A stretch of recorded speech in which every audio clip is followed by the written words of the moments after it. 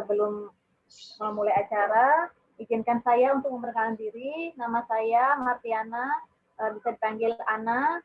Aktivitas sehari-hari saya sebagai ibu rumah tangga, sebagai bidan, dan juga sebagai praktisi keuangan keluarga. Baiklah, tanpa berbanyak kata, saya akan bacakan susunan acara webinar keuangan keluarga mengatur budget dan anti boker.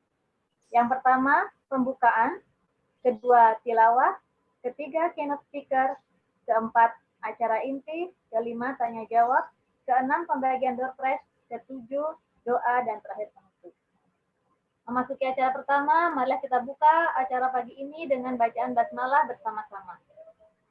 Bismillahirrahmanirrahim. Baiklah, memasuki acara kedua, yaitu tilawah, akan disampaikan oleh rekan kami, Ibu Nur Asia. Kepada beliau, kami persilahkan. Baik, terima kasih Mbak Ana. Assalamualaikum warahmatullahi wabarakatuh. Waalaikumsalam warahmatullahi wabarakatuh. Warahmatullahi wabarakatuh. A'udzu billahi minasy syaithanir rajim. Bismillahirrahmanirrahim. Innal mubadzirina kanu ikhwana syayatin. Wa kana syaitanu lirabbihi kafura. Wa imma tu'ridanna anhum ibtigha'a rahmatin min rabbika tarjuha faqul lahum qawlan maysura. Wa la taj'al yadaka maghlulatan ila 'unukika ولا تبسطها كل البسط فتقعد ملوما محسورا إن ربك يبسط الرزق لمن يشاء ويقدر إنه كان بعباده خبيرا بصيرا. Aku berlindung kepada Allah dari godaan syaitan yang terkutuk. Dengan nama Allah yang Maha Pengasih lagi Maha Penyayang. Dan berikanlah haknya kepada kerabat dekat, juga kepada orang miskin dan orang yang dalam perjalanan. Dan janganlah kamu menghambur-hamburkan hartamu secara boros.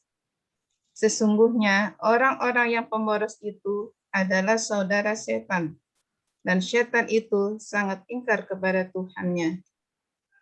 Dan jika engkau berpaling dari mereka untuk memperoleh rahmat dari Tuhanmu yang engkau harapkan, maka katakanlah kepada mereka ucapan yang lemah lembut. Dan janganlah engkau jadikan tanganmu terbelenggu pada lehermu, dan jangan pula engkau terlalu mengulurkannya, sangat pemurah, nanti kamu menjadi tercela dan menyesal. Sungguh, Tuhanmu melapangkan rezeki bagi siapa yang Dia kehendaki, dan membatasi bagi siapa yang Dia kehendaki. Sungguh, Dia Maha mengetahui, lagi Maha melihat hamba-hambanya.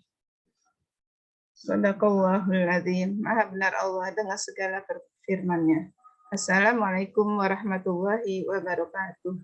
Waalaikumsalam warahmatullahi wabarakatuh. Jazakallah khairan. Terima kasih kami aturkan kepada Ibu Nur Asia. Selanjutnya, berikut kami sampaikan sekilas pandang profil Yayasan Rumah Ibu Indonesia. Silakan.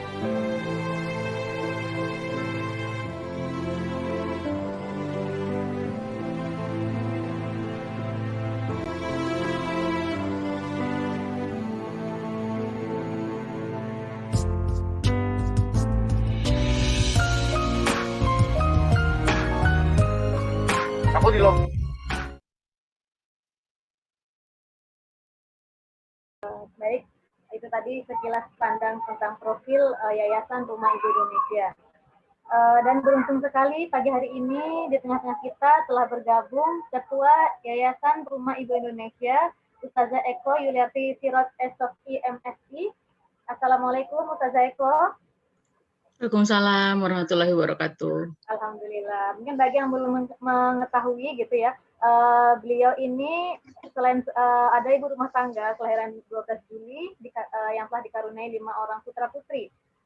Beberapa karya terjemahan beliau diantaranya buku Bingkisan Ramadan terbitan YIH 2005, Hijrah dalam Pandangan Al-Quran penerbit GIP 2007, Perempuan Istimewa penerbit Tarbawi Press 2009, dan Ensiklopedia Aisyah penerbit GIP 2010.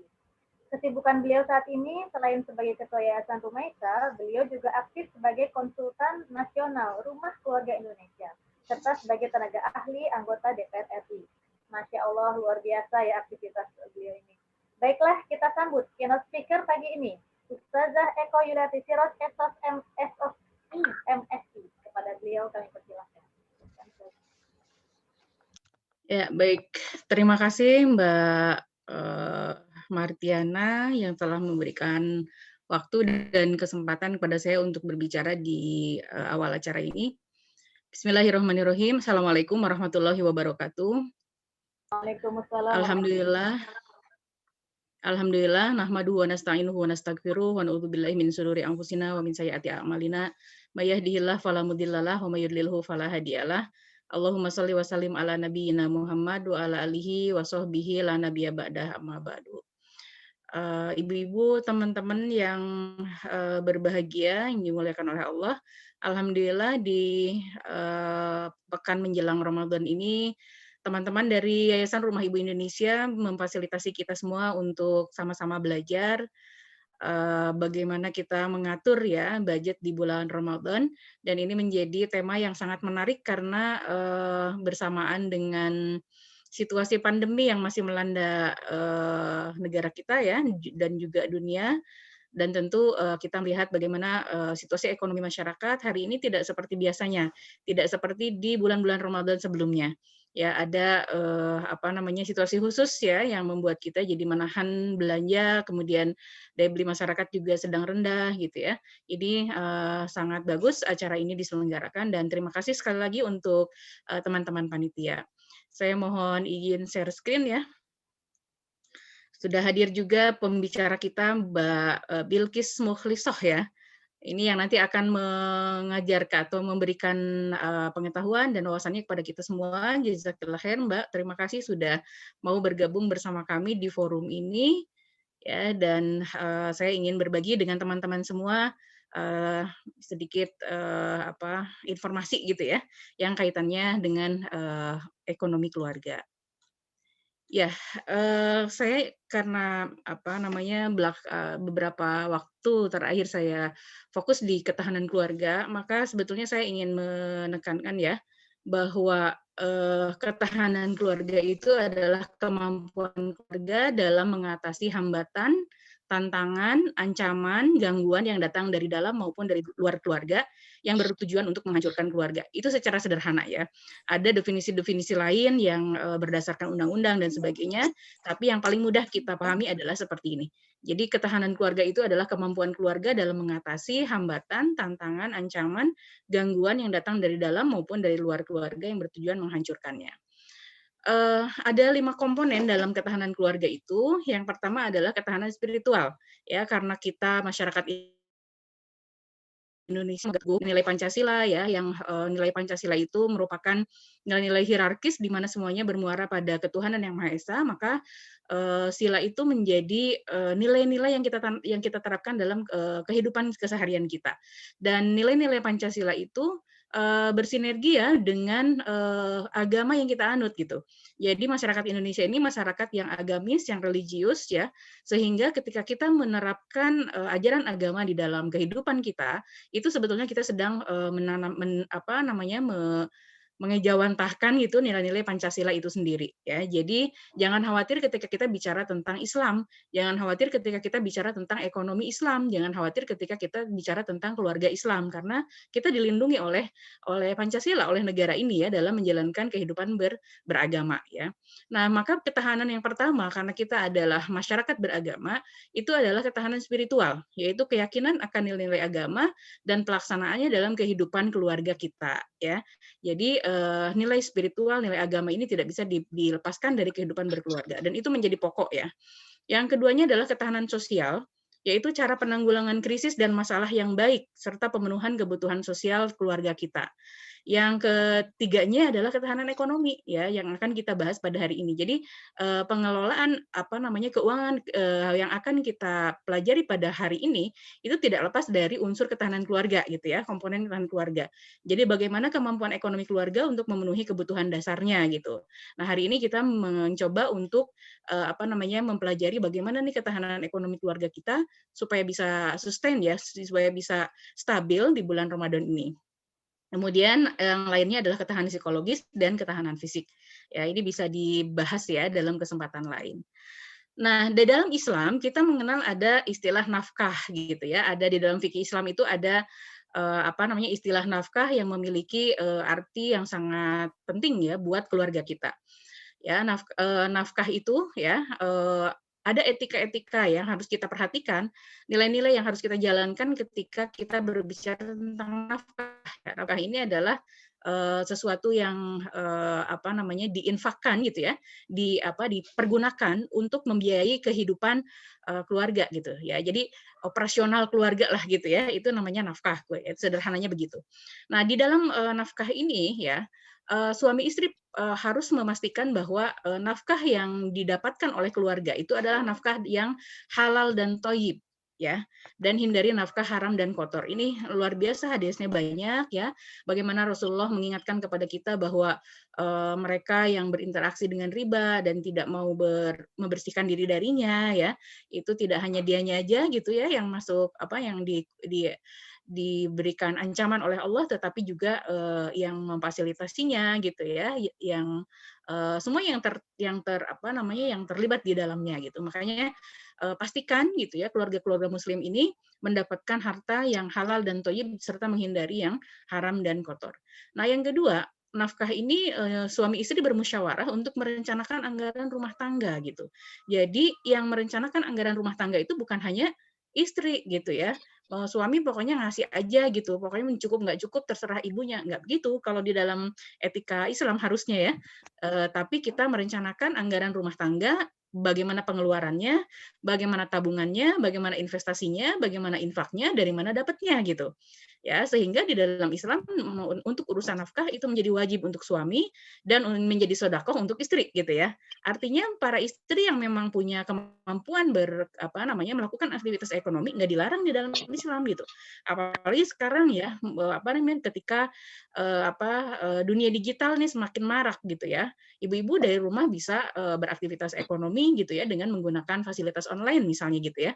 Jadi itu tidak dilarang gitu dan malah mendapatkan penghargaan ya dari Rasulullah bahwa istri yang menyumbangkan finansialnya kepada keluarga itu menjadi sedekahnya tersendiri gitu. Kalau suami ya wajib gitu ya, bukan sedekah lagi. Nah, yang ketiga adalah bagaimana prioritas pada kebutuhan pokok dan tidak terlalu banyak memenuhi kebutuhan sekunder. Ya, jadi yang diprioritaskan itu adalah kebutuhan-kebutuhan pokok gitu ya, yang sekunder belakangan gitu ya. Nah, kemudian yang keempatnya memperhatikan hak Allah dengan menunaikan zakat ya. Itu yang wajib ya, ada infak, ada sedekah, itu yang sunnahnya. Ya, semakin banyak kita mengalokasikan pendapatan keluarga kita untuk Allah ya, insya Allah Allah juga akan semakin mudah ya membuka pintu-pintunya untuk kita. Kemudian suami istri bermusyawarah merencanakan pemenuhan selisih pengeluaran dan pendapatan. Jadi ibu, teman-teman, saya berharap ada bapak-bapak juga ya di sini karena ini kan forumnya terbuka juga buat bapak-bapak. Kalau ada problematika ekonomi itu tidak hanya menjadi beban satu orang saja, namanya kan keluarga. Keluarga itu ada ayah, ibu, anak gitu ya. Bermusyawarahlah bersama-sama gitu. Bagaimana agar pemenuhan kebutuhan ini bisa terpenuhi gitu ya. Jadi tidak hanya jadi beban ayah gitu, mikirin dari mana ya saya harus nyari tambahan gitu. Atau beban ibu misalnya udah di manage sekian apa namanya sekian bagaimanapun juga ternyata nggak cukup juga gitu ya, misalnya gitu. Ini harus dimusyawarahkan ya. Jadi itu prinsip nafkah di dalam Islam. Nah, indikator sehatnya ekonomi keluarga, ya yang pertama adalah kita dari kanan dulu ya. Pertama adalah pengeluaran lebih kecil dari pendapatan. Ini harus disadari gitu. Jangan sampai besar pasak daripada tiang gitu ya istilahnya. Jadi dihitung dulu pendapatan kita ini berapa gitu. Baru kemudian dialokasikan ya pengeluarannya untuk apa saja. Kemudian mampu menyisihkan minimal 25% pendapatan per bulan untuk tabungan dan investasi ya.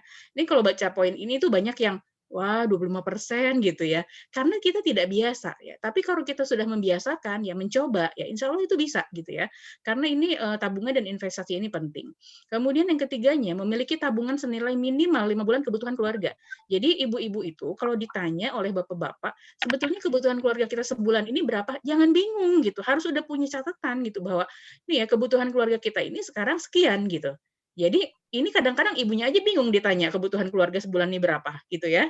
Nah, jadi itu kita seringkali kurang tertib nih dalam masalah finansial di keluarga ya. Makanya bagus kalau ibu-ibu punya tulisan apa catatan gitu ya. Gitu. Jadi 5 bulan ke depan ini idealnya. Kemarin saya ada sensus dari BKKBN ke rumah gitu ya. Itu 3 bulan ke depan gitu ya. BKKBN versi BKKBN. Tapi idealnya adalah kebutuhan 5 bulan ke depan. Kalau misalnya kebutuhannya per bulan itu 10 juta misalnya gitu. Berarti ya tabungan yang harus kita punya adalah 50 juta ya sekali lagi itu idealnya. Kemudian ada penambahan aset keluarga kalau bisa gitu. Kemudian jika memiliki hutang nilai totalnya lebih kecil dari aset keluarga. Ya, jadi jangan sampai utang yang kita punya itu kita nggak punya aset apa-apa, utangnya banyak gitu kan. Itu mencelakakan diri gitu ya. Kalau bisa utang itu lebih kecil daripada aset yang kita punya. Kemudian cicilan utang per bulan tidak melebihi seperempat pendapatan keluarga. Jadi ibu kalau teman-teman kalau mau punya cicilan ya nggak masalah gitu ya, cari bank syariah yang memang sesuai dengan prinsip-prinsip syariah, tapi cicilannya jangan sampai melebihi seperempat pendapatan keluarga gitu. Saya suka sedih kadang-kadang orang punya cicilan sebulan setengahnya dari pendapatan keluarga. Ya kalau pendapatannya banyak nggak masalah gitu. Tapi kalau pendapatannya segitu-gitunya gitu ya, nah ini yang harus kita waspadai. Kemudian keluarga bisa menyumbang untuk berbagai kegiatan dakwah dan sosial. Jadi ibu-ibu sekalian karena keluarga ini adalah unsur terkecil dari masyarakat ya, jangan lupa dengan kewajiban kita terhadap masyarakat gitu. Ada kewajiban sosial yang harus kita tunaikan gitu ya dari ekonomi yang finansial yang kita miliki. Nah, apa sih problematika keluarga hari ini? Nah, ini survei yang sangat menyedihkan gitu ya. Ternyata problematika keluarga hari ini itu yang paling besar itu adalah KDRT, ya kekerasan dalam rumah tangga. Kemudian yang kedua adalah masalah ekonomi gitu. Ternyata ini meningkat juga nih masalah ekonomi. Bahkan ada penelitian menyebutkan bahwa kasus perceraian itu meningkat di masa pandemi ya, itu dengan gugat cerai dari istri paling tinggi disebabkan dan itu terjadi banyak pada kalangan guru gitu ya. Karena guru itu kan punya tunjangan yang bagus ya kalau PNS gitu sekarang remunerasinya bagus, kemudian itu mungkin merasa lebih ini ya, lebih mapan gitu dari pasangannya, tidak bisa mengkomunikasikan pada akhirnya memilih untuk bercerai gitu ya. Nah, jadi ini sekedar tahu aja. Nah, masalah utama dalam rumah tangga itu ya kaitannya dengan ekonomi. Pertama adalah ketika kepala keluarga tidak mampu ya memenuhi kebutuhan keluarga ya. Jadi efeknya itu KDRT, stres, depresi, perceraian gitu ya. Ini harus diwaspadai. Jadi bagaimana kemampuan masalah finansial ini harus di-backup dengan tadi ya ketahanan spiritual, ketahanan psikologis gitu ya dan sebagainya. Kemudian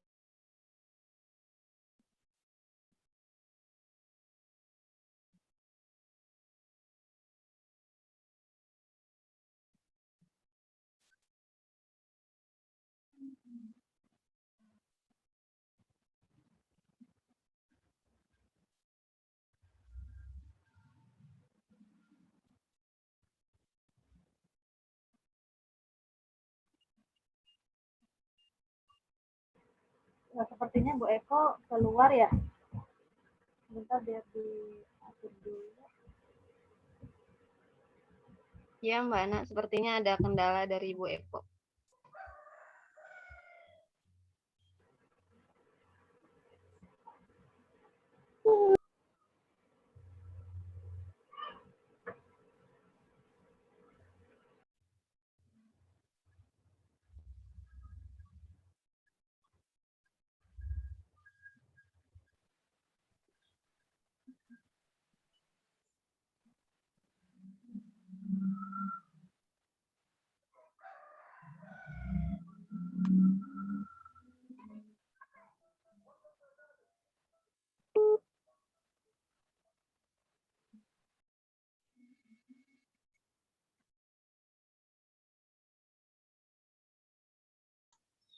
Mohon maaf barusan ada gangguan sedikit.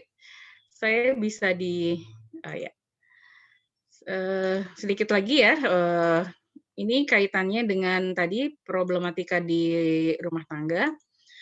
Jadi ketahanan ekonomi itu harus di-backup oleh ketahanan-ketahanan lain.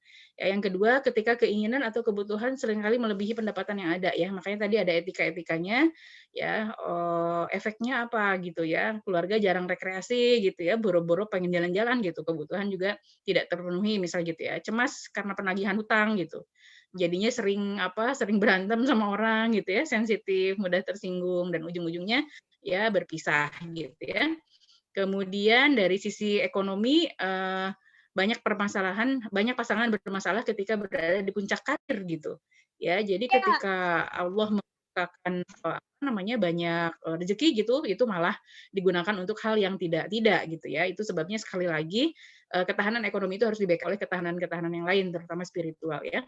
Yang terjadi adalah banyak pasangan selingkuh gitu ya, korupsi, kemudian KDRT dan sebagainya dan sebagainya. Jadi teman-teman, ibu-ibu sekalian, mungkin itu saja sebagai pengantar dari saya ya. Insya Allah nanti Mbak Bilkis yang akan lebih banyak menjelaskan tentang bagaimana pengaturan keuangan di bulan Ramadan. Yang jelas kita memohon kepada Allah agar Allah berikan keberkahan kita semua di bulan Ramadan ini, tidak hanya kepada kita secara personal, tetapi juga kepada keluarga kita, ya, karena kita ingin meraih berkah Allah di bulan Ramadan. Insya Allah Yayasan Rumah Ibu juga akan menyelenggarakan berbagai kegiatan ya, di antaranya adalah webinar kaitannya dengan bagaimana kita mengelola hati, ada manajemen hati ya, itu secara psikologis ya, nanti bisa teman-teman dan ibu-ibu ikuti pengumumannya, informasinya di Instagramnya Rumah Ibu. Kalau ini Instagram saya ya, di Instagramnya Rumah Ibu @Yayasan Rumah Ibu Indonesia gitu. Mungkin itu saja barangkali Mbak Merina dan teman-teman dari saya. Semoga lancar sampai akhir acaranya dan membawa manfaat untuk kita semua. Saya undur diri, mohon maaf atas segala kekurangan, dan undur dirinya kebetulan gitu ya, mungkin saya akan pamit dari ruangan ini karena sudah ditunggu di ruang lain. Begitu dari saya, mohon maaf atas segala kekurangan. Jazakumullah khair katsiran. Wassalamualaikum warahmatullahi wabarakatuh. Waalaikumsalam warahmatullahi wabarakatuh. Khairan katsiran. Terima kasih atas tausiahnya Ustazah Eko. Selanjutnya berkenan ibu-ibu untuk berfoto bersama ya, membuka kameranya untuk berfoto bersama dengan Ustazah Eko. Kita akan ambil gambar terlebih dahulu sebelum Ustazah Eko meninggalkan tempat. Baik, saya akan pandu. Siap-siap semuanya. Ya, ada dua ini. Kita halaman pertama ya. Siap-siap senyum semuanya. 1, 2, 3. Baik, halaman berikutnya. Siap-siap.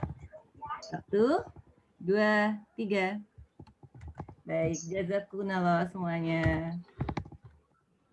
Kembalikan ke MC. Ya, saya mohon pamit ya semuanya. Mohon maaf nggak bisa sampai akhir. Baik, terima kasih. Ya, assalamualaikum. Waalaikumsalam.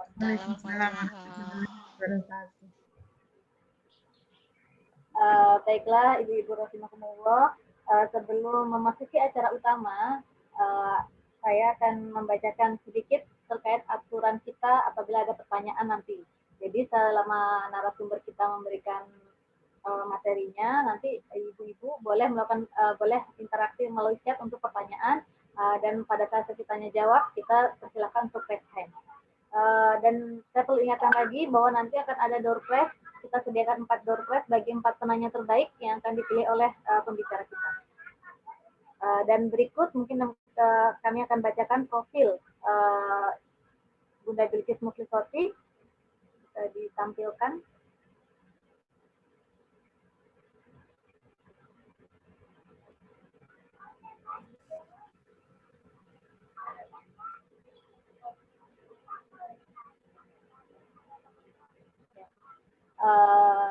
Nama Bilqis Muklisoti, kemudian beliau adalah seorang ibu dari 2 putra yang tinggal di Depok, Jawa Barat.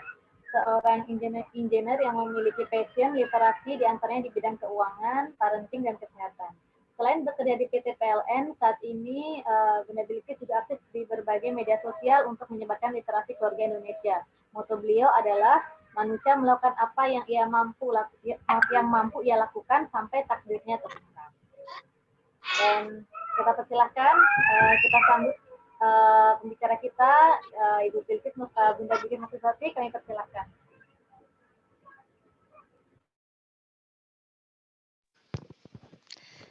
Assalamualaikum warahmatullahi wabarakatuh. Waalaikumsalam warahmatullahi wabarakatuh. Ya, terima kasih sebelumnya kepada Yayasan Rumah Ibu Indonesia ya, yang telah mengundang ya dan menghadirkan saya untuk sharing berbagi di sini kepada teman-teman semua. Alhamdulillahilladzi arsala rasulahu bil huda wa dinil haqqi liyudhhirahu 'ala dini kullihi walau karihal kafirun. Rabbi shrah li sadri wa yassir li amri wahlul 'uqdatam min lisani yafqahu qawli. Oke. Pada kesempatan pagi menjelang siang hari ini, izinkan saya untuk sedikit berbagi mengenai pengetahuan yang setelah saya pelajari dan sudah saya sudah saya laksanakan ya di keluarga kami. Jadi sebelum saya sharing mengenai banyak hal, di sini saya berbicara sebagai kapasitas seorang praktisi. Jadi bukan seorang financial planner ataupun yang punya background masalah ekonomi gitu ya. Jadi di sini memang saya berbicara sebagai seorang praktisi yang alhamdulillah sudah lebih dulu mungkin ya tahu dan menjalankan dibandingkan mbak-mbak atau teman-teman semua. Boleh untuk materinya. Jadi seperti yang sudah disinggung di awal oleh Ustazah Eko, bahwasanya memang urusan ekonomi atau keuangan itu adalah hal mendasar yang bisa mengakibatkan sebuah prahara kalau misalkan memang controlling ini tidak dilakukan dengan bijak seperti itu. Jadi memang yang disampaikan sama Ustazah Eko tentang angka perceraian yang meningkat. Nah, itu salah satunya memang dari sisi ekonomi. Jadi sebagai seorang perempuan, wanita, ibu, calon ibu, nah kita sebaiknya memang sudah dibekali kemampuan dan pengetahuan bagaimana sih kita mengatur finansial ya. Jadi kalau bahasa bekennya itu cerdas finansial. Jadi gimana kita bisa pinter-pinternya mengatur keuangan. Nah, tinggal gimana sih kita cara ngaturnya seperti itu ya. Nah, untuk kali ini temanya adalah di saat Ramadan. Karena sudah menjelang Ramadan ya. Hanya beberapa hari lagi kita akan memasuki masa Ramadan. Lanjut. Nah, ini Ramadan dan keuangan. Jadi kalau kita melihat Ramadan yang lalu-lalu, nah itu justru malah terjadi konsumerisme yang meningkat. Padahal sebenarnya saat Ramadan itu adalah waktu kita dalam mengendalikan diri, mengekang dari sisi tidak makan, tidak minum, ataupun hawa nafsu. Tapi justru malah di saat Ramadan, sepertinya itu alokasi uangnya sangat meroket. Karena kenapa? Ya, karena memang fenomena pereduksian makna rohani bulan Ramadan. Jadi, oke. Apa sih itu maksudnya pereduksian makna rohani bulan Ramadan? Jadi ketika bulan Ramadan, siang kita tidak makan, tidak minum. Nah, justru setelah berbuka, nah itu pesta makan saat berbuka. Lapar mata. Jadi kita membeli makanan yang sangat banyak karena kondisinya sedang lapar ya, jadi melihat makan makanan itu kok menarik. Nah, kita beli-beli. Nah, saat buka puasa berjejer semua makanan dan kita melakukan pesta di situ. Kemudian ada stigma bahwasanya kalau berbuka dan sahur ya tuh harus menu-menu yang istimewa gitu. Menu-menu yang tidak biasa kita sajikan di saat kondisi sehari-hari.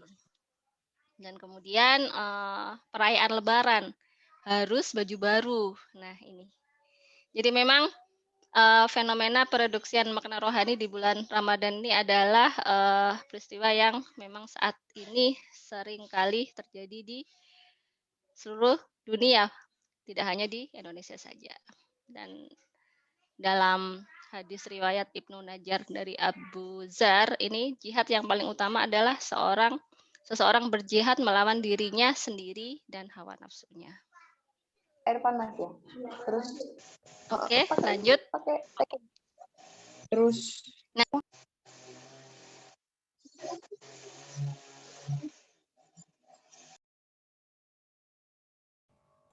Maaf, Ibu Bilqis sedang ke-mute.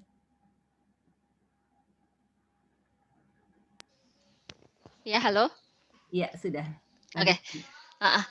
Nah, ini gambaran saat kita berbuka. Jadi tersaji seluruh macam-macam makanan dan kita tahu sendiri ya, kalau kita berbuka malah biasanya ya hanya sedikit saja yang masuk gitu dan makanan yang lainnya jadi mubazir.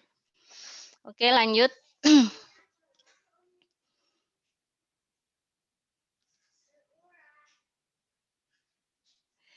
Jadi ada beberapa tips budgeting saat Ramadan. Yang paling mendasar itu adalah menguatkan fondasi keuangan. Jadi mengatur gaya hidup sesuai dengan kondisi keuangan. Sebenarnya biaya hidup sehari-hari itu tidak mahal ya. Yang mahal itu justru gaya hidupnya. Jadi gaya hidup yang show off, hedon, dan lain sebagainya. Nah, 3 hal mendasar yang harus kita kuatkan adalah justru di sini.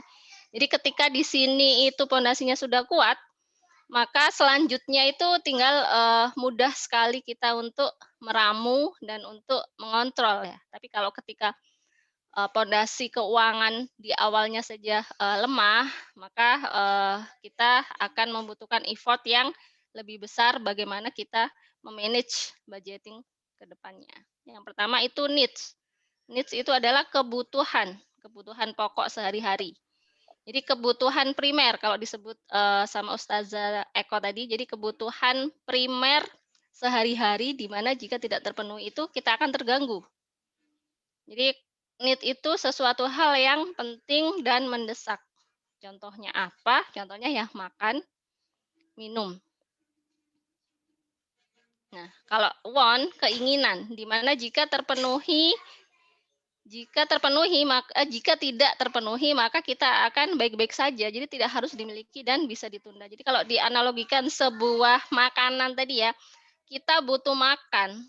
Nah, makan seperti apa sih? Apakah harus makanan yang yang lagi viral? Apakah kita harus makan di restoran yang lagi populer di sosial media? Nah itu, ataukah ya kebutuhan makan sendiri aja. Jadi ya ada nasi, ada sayur, ada protein. Nah seperti itu. Jadi kegambar ya antara needs sama want. Kalau atau kalau dicontohkan misalkan HP. Nah HP ini. Jadi misalkan kita butuh untuk jualan online. Kalau memang HP-nya itu butuh, maka itu masuk need karena dia adalah penting dan mendesak. Tapi kalau misalkan kita nggak harus beli merek-merek yang high end. Nah itu kalau misalkan high end, milih mereknya itu harus ini. Nah itu udah masuk ke ranah want. Jadi memang harus dikuatkan di mana sih yang needs, mana sih yang want, mana sih yang penting, mendesak, dan mana sih yang bisa ditunda untuk kemudian hari. Kemudian yang ketiga adalah priority. Nah, priority ini adalah mendahulukan kebutuhan yang primer, baru kemudian sekunder, baru kemudian tersier. taunya seperti apa? Nah, itu biasanya ada matriks. Matriks yang bisa kita buat ya. Jadi mana sih kebutuhan-kebutuhan yang penting yang harus kita penuhi terlebih dahulu. Ketika itu sudah selesai, baru kita bisa melangkah ke kebutuhan-kebutuhan yang setelahnya seperti itu. Jadi kalau ada golongan itu tiga golongan yang pernah disampaikan sama Ummu Balkis mengenai habit belanja orang. Jadi ada orang yang dia itu adalah mampu. Jadi ketika belanja dan belanja sesuatu yang istilahnya kebutuhan tersier nih ya, sudah memenuhi kebutuhan primer dan sekunder, kebutuhan tersier. Ketika tidak menggoyahkan cash flow, dia dianggap sebagai orang yang mampu. Nah, tapi ketika kebutuhan tersier itu mengganggu cash flow kita, nah itu sedikit mengganggu cash flow kita, itu adalah golongan orang-orang yang memaksa. Nah, tapi terus yang ketiga, jadi kebutuhan tersier akan menggerus atau memporak-porandakan cash flow kebutuhan harian. Nah, itu namanya orang yang nekat. Jadi kita harus bisa memposisikan di mana sih kita seharusnya. Kalau misalkan memang kita mampu, it's okay. Tapi walaupun kita mampu, tidak semuanya harus kita beli ya. Karena semakin pengeluaran yang tidak penting itu semakin kita minimalisir, insya Allah itu akan baik untuk diri kita maupun keluarga kita. Jadi kalau misalkan mau belanja nih, nanya-nanya dulu, kita butuh nggak sih? Oh butuh ternyata, oke butuh. Ada uang nggak sih? Oke uang. Berarti diusahakan langsung cash. Tapi ketika kita butuh nggak sih? Oke butuh. Ada uang nggak sih? Nggak ada. Nah itu kalau misalkan memang benar-benar tidak sangat mendesak, ya udah kita nabung dulu. Kita nabung, dikumpulin dulu, baru kita beli. Hindari seminimal mungkin untuk berhutang atau menambah hutang. Walaupun memang hutang itu pun diperbolehkan ya. Next. Nah ini yang kedua, setelah kita paham dan kuat di fondasinya, nah selanjutnya kita mengarah ke membuat rencana keuangan. Jadi membuat rencana keuangan itu mensketsakan kira-kira estimasi pengeluaran ke depan itu apa aja sih gitu. Jadi semakin kita detail menuliskan apa ya kebutuhan kita mendatang, nah itu semakin baik untuk budgeting kita. Jadi tadi yang seperti diungkap oleh Ustazah Eko, ibu-ibu nih biasanya kalau ditanya berapa sih pengeluaran bulanan masih bingung. Nah, itu bisa jadi belum terstruktur ya list pengeluaran apa saja yang biasanya kita butuhkan. Padahal sebenarnya kebutuhan dari Januari ataupun Desember sebenarnya kan bulanan itu sesuatu hal yang bisa kita estimasikan kan. Ya memang ya kebutuhannya ya itu. Apa sih kalau kebutuhan rumah tangga ya makan, minum, listrik, HP. Nah, itu bisa kita bikin catatan dan kita bisa perkirakan, oh kira-kira kita butuh sekian. Nah, itu. Jadi membuat rencana keuangan, kemudian mengalokasikan. Nah, setelah kita membuat listnya itu, kita alokasikan untuk pos ini sekian, pos ini sekian, pos ini sekian. Nah, di sini terdapat pie chart. Pie chart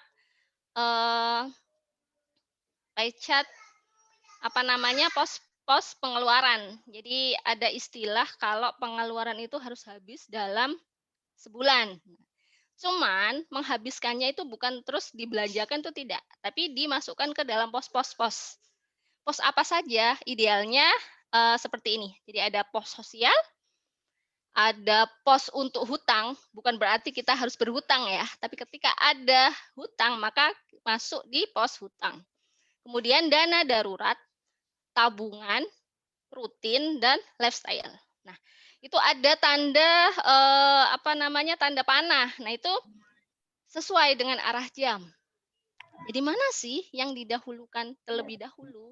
Yang pertama pastinya sosial. Sosial itu adalah pengeluaran yang bersifat wajib. Wajib itu berarti zakat ya. Dan bersifat kerelaan. Sedekah, infak, nah itu masuk di pos sosial. Kemudian setelah itu sudah disisihkan, masuk ke hutang. Kenapa hutang? Karena hutang itu adalah hak orang lain. Itu harus kita dahulukan daripada kebutuhan rutin kita sebenarnya.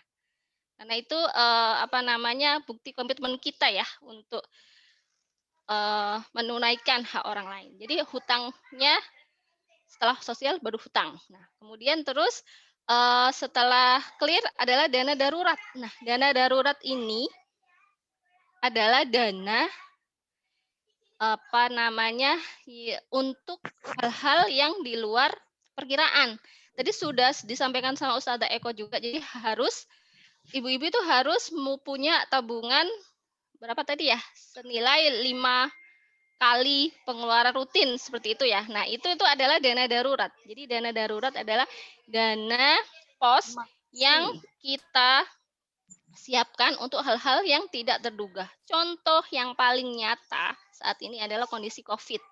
Kondisi COVID banyak terjadi PHK. Banyak terjadi PHK. Kemudian yang bisnis mungkin bisnisnya akan sepi. Atau mungkin yang karyawan ada pemotongan gaji. Nah itu. Ini kondisi COVID itu benar-benar hal yang di luar perkiraan sama sekali ya. Karena sebelumnya kita tidak akan mengira ternyata ada pandemi di seluruh dunia. Nah itu dana darurat. Besarnya berapa? Nah besarnya itu menurut beberapa studi literatur termasuk Ibu Prita Gozi di The Finance-nya, dana darurat untuk yang single itu setidaknya 3 kali pengeluaran rutin. Kalau merit itu 6 kali pengeluaran rutin. Sedangkan merit with children itu idealnya adalah 12 kali pengeluaran rutin. Jadi itu ada minimalnya ya. Tiap bulan kita sisihkan, tidak harus terus langsung jrek sebesar itu enggak, tapi kita sisihkan ketika sudah dapat di kondisi minimalnya. Nah, itu kita boleh berhenti memasukkan alokasi ke pos dana darurat itu. Bisa dialihkan ke yang lain. Nah, setelah dana darurat baru tabungan. Jadi justru mungkin seringkali dana darurat dan tabungan itu kayak sama, tapi sebenarnya beda. Kalau tabungan itu sesuai dengan visi misi hidup kita. Jadi tabungan apa? Tabungan pendidikan, tabungan pensiun, tabungan haji, tabungan beli rumah, beli mobil. Nah, jadi tabungan itu adalah pos di mana itu ada tujuannya. Jadi justru malah di tabungan itu dia terkunci. Ya kalau misalkan dipakai ya sesuai dengan kita nabung itu untuk apa. Tabungan haji ya sebaiknya hanya dipakai untuk haji saja. Nah gitu. Jadi kalau ditanyakan mana sih yang didahulukan, dana darurat atau tabungan, dana darurat dulu. Jadi dana darurat disiapkan terlebih dahulu, baru ketika sudah oke, baru melangkah ke tabungan. Nah, tabungan ini bisa lanjut ke investasi. Nah, tinggal bentuk produk-produk tabungan seperti apa sih? Nah, gitu. Jadi bisa masuk ke investasi. Selanjutnya adalah baru rutin. Nah, setelah sosial, hutang, dana darurat, tabungan, baru kita rutin. Rutin itu apa ya? Kebutuhan rumah tangga. Baru belanja rumah tangga operasional sehari-hari itu masuk di ranah rutin.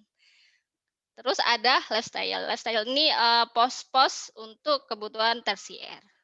Jadi di antara bermacam-macam pos ini apa saja sih yang penting? Ya yang penting ya sosial, hutang, dana darurat dan rutin. Jadi kalau yang lainnya belum clear,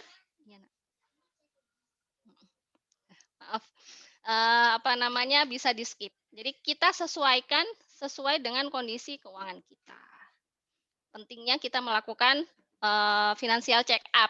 Jadi rasio utang dan rasio aset kita itu seberapa besar. Nah, itu kita perlu tahu. Karena ketika kita tahu, kita baru bisa melangkah. Kira-kira kita sudah cocok nggak sih untuk lari ke tabungan dan investasi? Ataukah kita harus rekonstruksi masalah hutang kita? Nah itu, hutang tidak boleh lebih besar dari ini 30% ya. Tidak boleh lebih dari itu. Nah, persentase-persentase yang ada di chart ini adalah persentase ideal. Tapi tidak harus demikian ya, bila bisa disesuaikan dengan kondisi masing-masing keuangan. Nah, khusus di bulan Ramadan, kira-kira apa sih kebutuhan kita dalam 1 bulan itu? Yang pastinya adalah kita harus menyisihkan zakat fitrah. Zakat fitrah. Kemudian sedekah, memperbanyak sedekah. Kemudian belanja rumah tangga, operasional, dan kita menyisihkan untuk lebaran. Seperti itu ya. Nah, setelah pos-pos itu sudah tercreate, nah itu selanjutnya kita bisa mengerucut kembali ke lebih detail, yaitu membuat daftar menu harian, berbuka ataupun sahur. Dengan membuat menu harian, artinya ketika kita nanti berbelanja sudah tahu ya, kira-kira kita mau beli apa sih untuk memasak menu ini. Gitu. Lanjut. Nah, yang ketiga, mengelola pengeluaran dengan mengontrol arus keuangan. Justru ini yang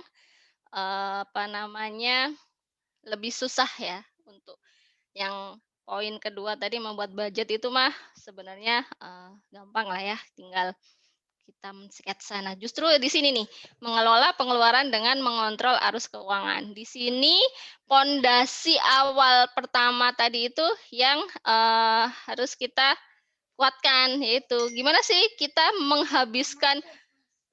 menghabiskan uang di pos ini tuh seperti apa sih? Nah, gitu. Jadi yang pertama smart buying. Smart buying itu adalah sebelum berbelanja harus membuat daftar belanja. Buat apa?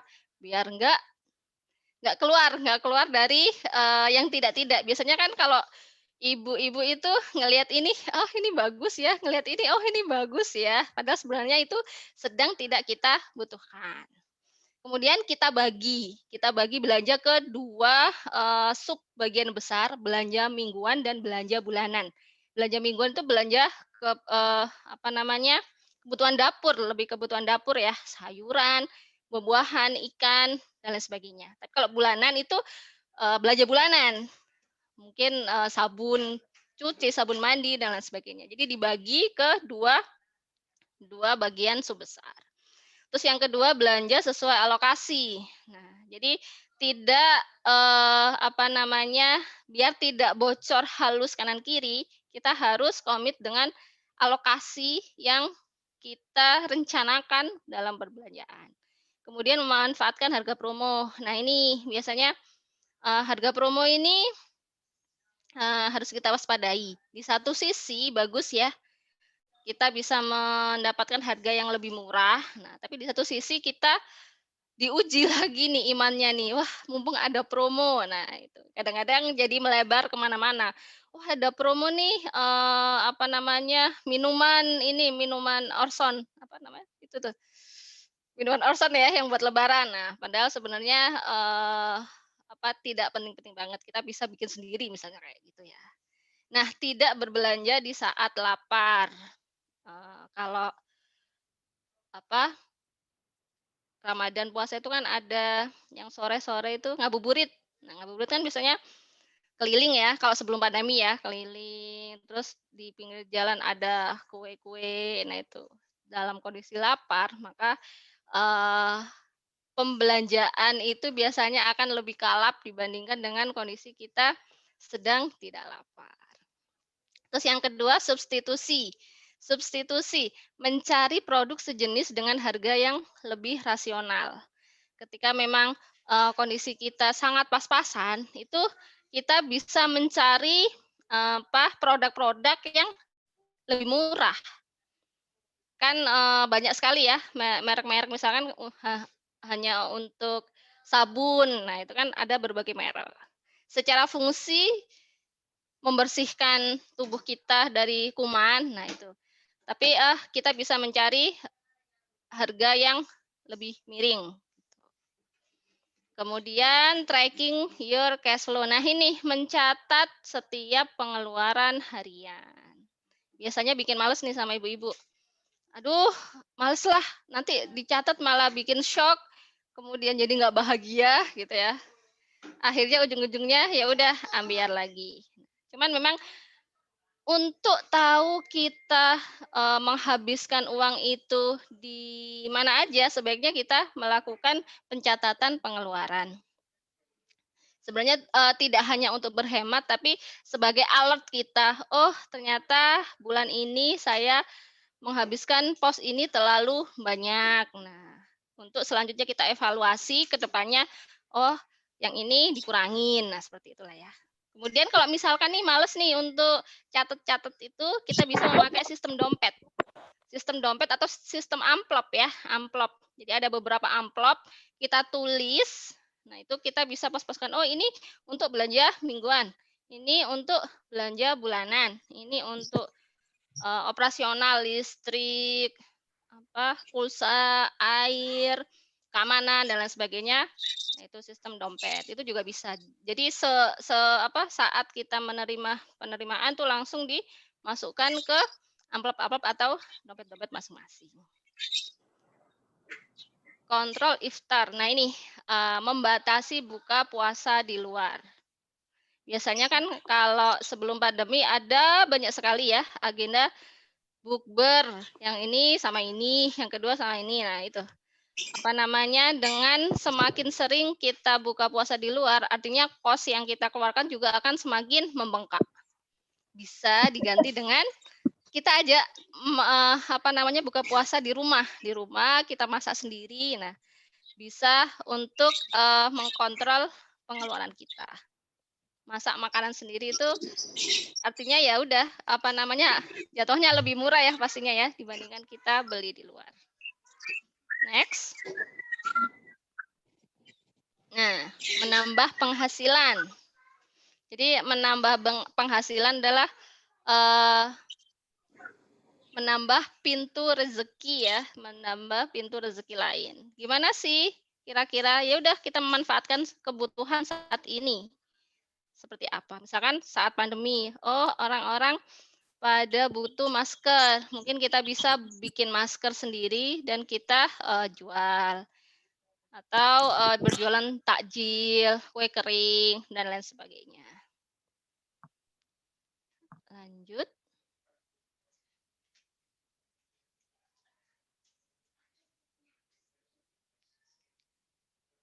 Next.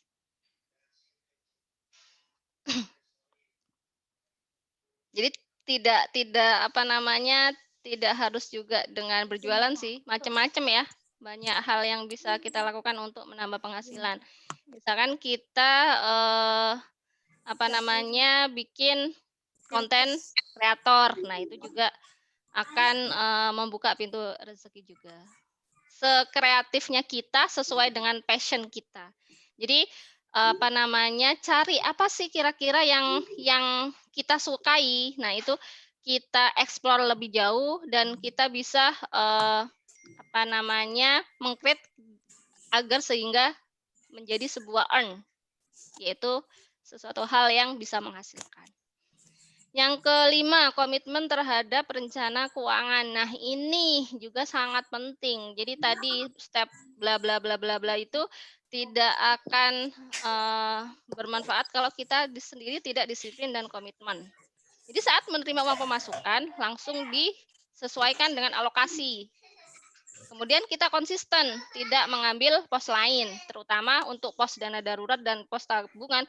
Kalau memang benar-benar tidak butuh, jangan sekali-kali mengulik pos tersebut. Jadi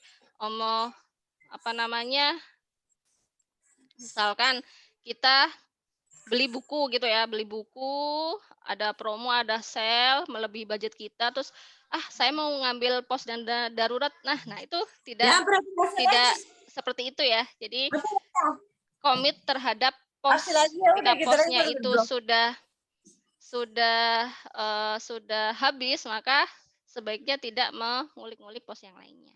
Jika terpaksa mengambil pos lain, maka bulan depannya pos itu harus dipotong sesuai dengan apa yang kita ambil di bulan ini. Jadi kayak semacam kita menyahur, kita membayar utang yang kita ambil di pos kita sendiri. Jadi disiplin dan komitmen adalah hal yang penting selain dari tadi penguatan pondasi, need, want, serta priority. Lanjut, next.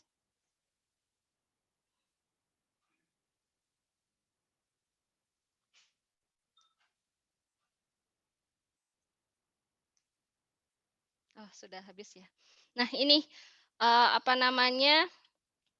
Sebuah frase yang dalam maknanya. Jadi ketika kita sudah tenang dengan diri keluarga sendiri, it's time to worry about others more. Jadi ketika kita sudah selesai dengan kita sendiri, kita akan bisa meluaskan manfaat ke luar keluarga inti dengan semakin banyak. Demikian kira-kira yang bisa saya bagikan. Saya kembalikan ke Mbak Martiana.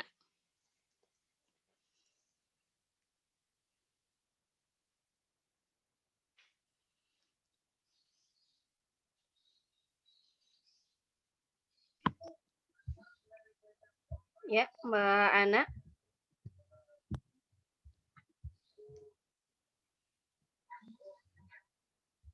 Baik, kalau begitu saya ambil alih. Terima kasih Bu Bilkis atas penjelasan yang luar biasa sekali dan mengundang banyak pertanyaan juga ini dari para peserta, luar biasa. Sudah banyak pertanyaan yang masuk, mungkin langsung saya bacakan saja ya Mbak ya. Boleh. Ya. Ya, baik. Pertanyaan yang pertama. Baik, pertanyaan yang pertama dari Alexander. Saya Alexander dari Surabaya, tanya dong katanya. Di era pandemi banyak siswa-siswa yang daring, Kak. Bagaimana sih caranya memanage keuangan di era pandemi ini karena pemasukan dan pengeluaran? Terima kasih, Kak. Ya. Oke. Langsung dijawab saja Mbak Bilkis. Siap, bismillah ya. Jadi untuk pandemi ini apa namanya memang kondisinya benar-benar sangat sulit ya. Secara pemasukan ada istilahnya kurang ya. Tapi secara pengeluaran malah lebih banyak. Contohnya adalah daring. Nah, untuk daring ini sebenarnya sudah banyak yang memfasilitas kalau internetnya itu sudah ada beberapa yang bisa kita manfaatkan. Yang pertama bantuan dari sekolah. Nah, itu pemerintah juga memberikan bantuan ke sekolah-sekolah yang diteruskan ke wali murid semuanya untuk mensupport kebutuhan daring. Kemudian ada juga ini beberapa apa sih namanya? Kayak Telkom, aduh jadi sebut merek. Itu ada paket internet yang juga support ke kebutuhan daring dan biayanya memang jauh lebih murah dibandingkan untuk paket-paket reguler biasa. Nah, itu kita bisa manfaatkan itu. Jadi mencari substitusi tadi ya, mencari produk-produk yang jauh lebih murah dengan fungsi yang sama. Seperti itu kira-kira. Kalau untuk kita mengerucut ke masalah kebutuhan daring ya Pak. Baik, terima kasih Mbak Bilkis. Pertanyaan berikutnya dari Lina Apriliani, mohon maaf.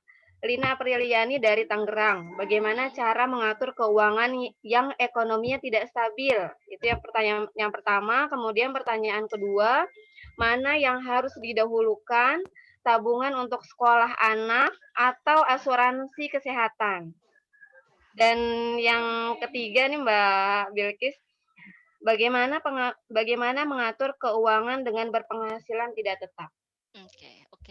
Saya ini ya jawab untuk kondisi penghasilannya tidak tetap atau freelancer ya biasanya ya. Jadi Senin dapat, mungkin Selasa enggak, Rabu enggak, Kamis dapat. Nah, apa namanya, tidak tentu gitu ya.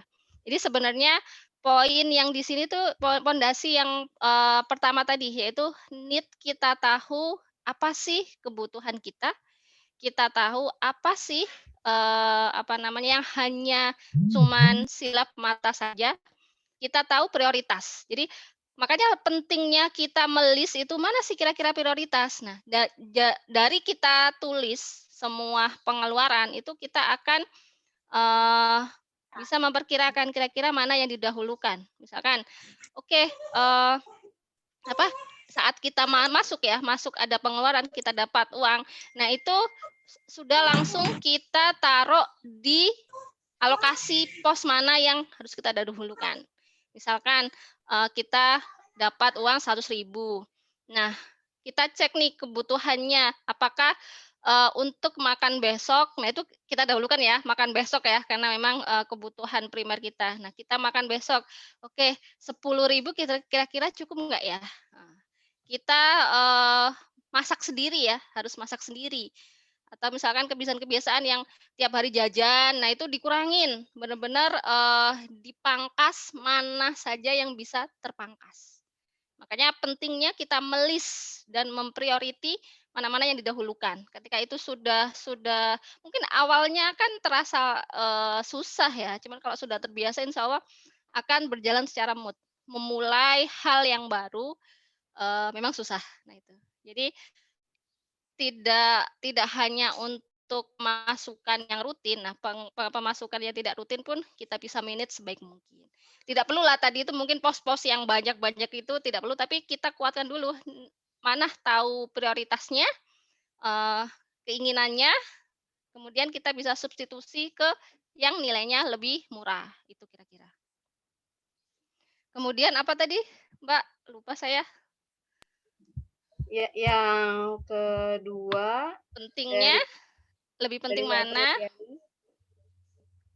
Mana yang harus didahulukan, tabungan sekolah anak atau asuransi kesehatan?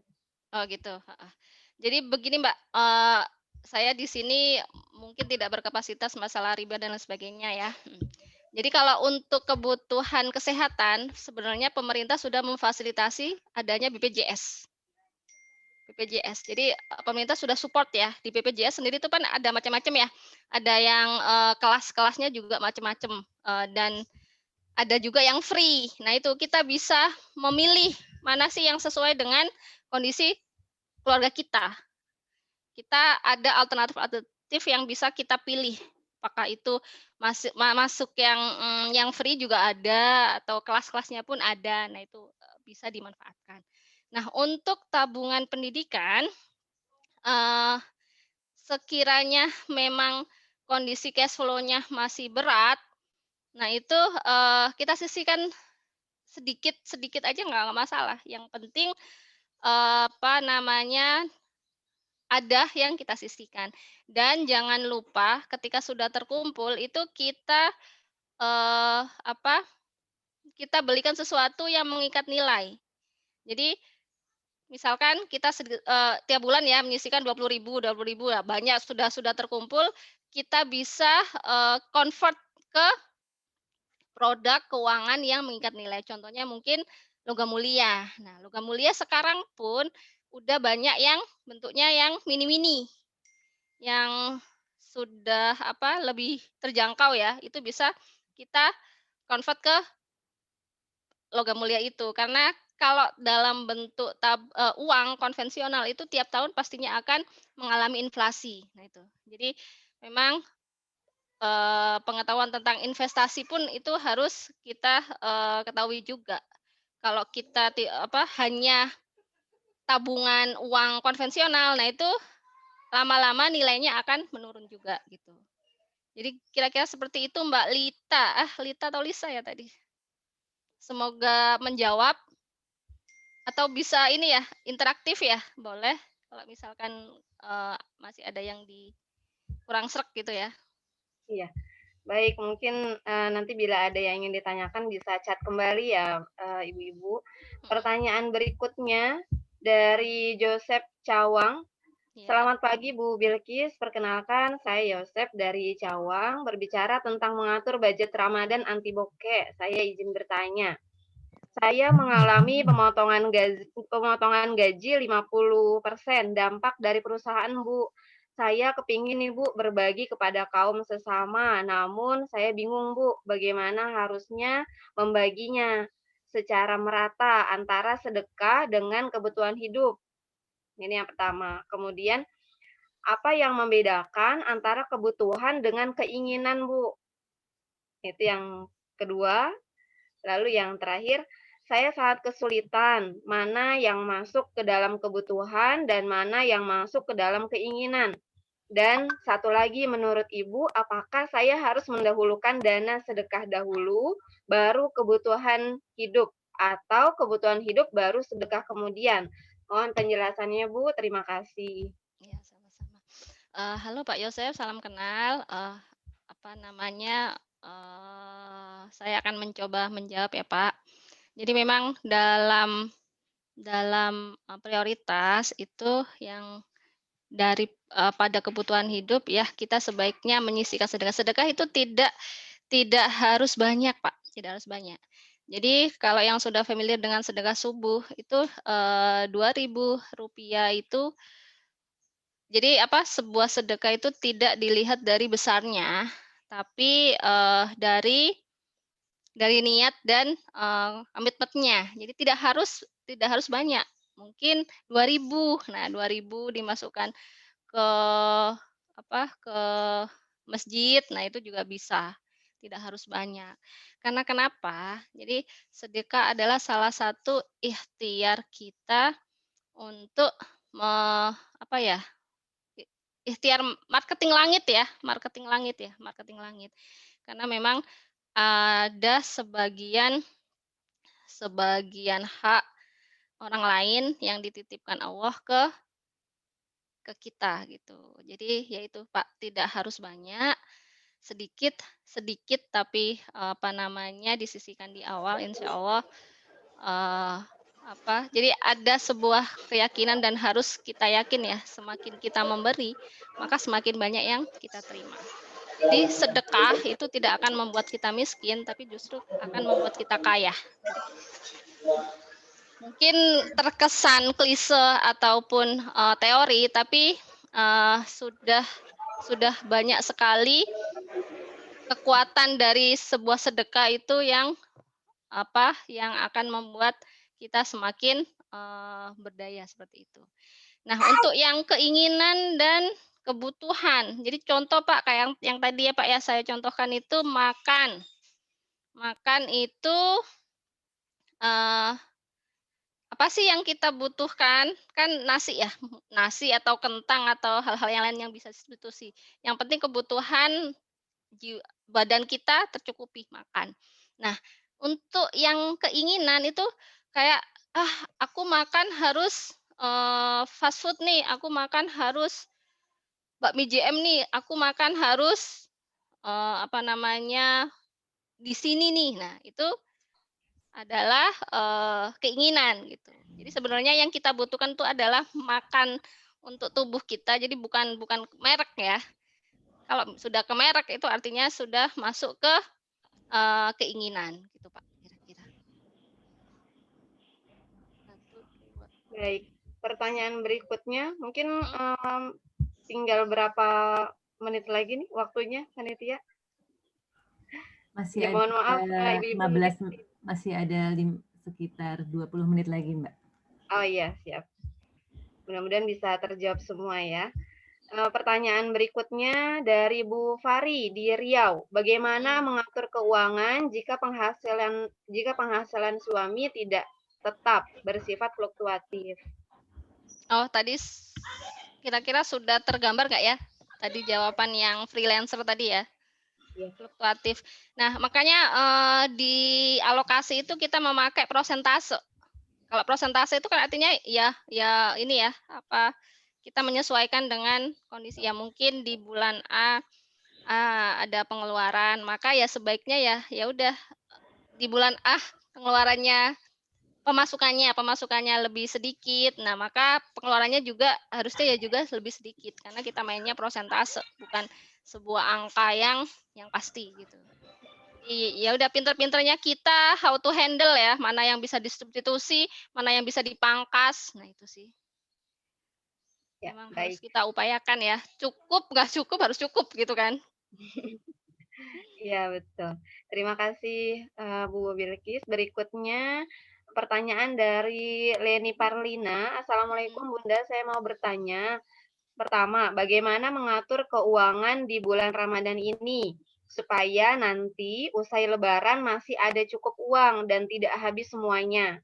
Karena ada pos biaya yang meningkat saat melakukan kegiatan di rumah ketika Ramadan. Biaya itu antara lain pulsa untuk akses internet dan lainnya, kesehatan, makan, air, dan listrik. Pertanyaan yang pertama. Kemudian yang kedua, bagaimana jika suami dan istri sama-sama bekerja sehingga penghasilan double dan masing-masing memperoleh THR? Bagaimana sebaiknya pembagian dan pengaturannya? Dan bagaimana dengan kondisi keuangan keluarga selama pandemi lagi menurun sekali? Semisal suami tidak bekerja. Syukron. Oke. Yang pertama tadi mengenai ini ya, kebutuhan yang lebih banyak ya. Makanya Bu, kita bikin sketsa dulu di awal.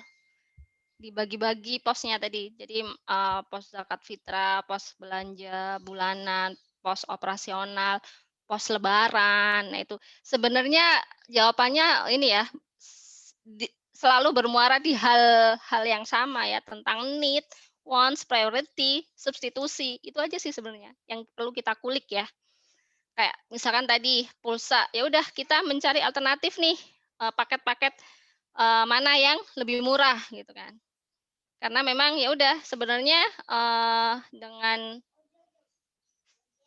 hal itu tadi ada yang meng-cover kayak misalkan, selulernya ada paket-paket yang minimalis dan lain sebagainya. Jadi memang pinter-pinter kita mencari mana yang masuk ke keluarga kita.